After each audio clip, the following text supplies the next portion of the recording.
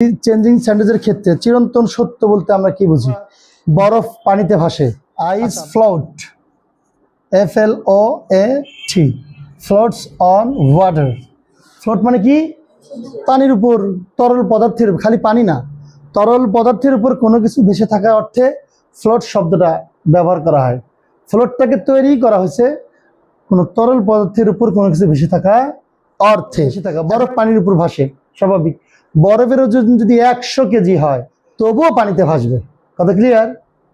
এটা চিরন্তন সত্য, এটা আল্লাহ প্রদত্ত নিয়ম, যেটা পরিবর্তন সম্ভব নয়।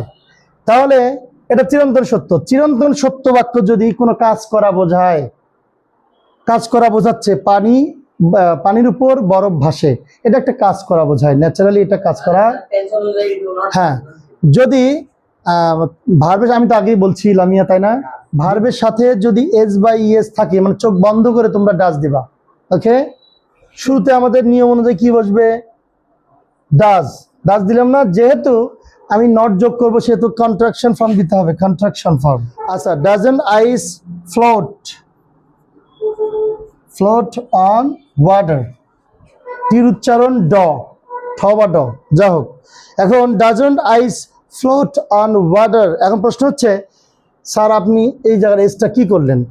ফ্লোটের সাথে যে এস ছিল, এসটা কিন্তু আমি রাখলাম না, কারণ আমি তোমাদের বলছি কোনো বাক্যকে নেগেটিভ করার ক্ষেত্রে বা ইন্টারগ্রেটিভ করার ক্ষেত্রে বাক্যে যদি ডাজ ব্যবহার হয় নতুন করে, তাহলে মূল ভার্বের সাথে এস বি এস উঠে যাবে বা থাকবে না।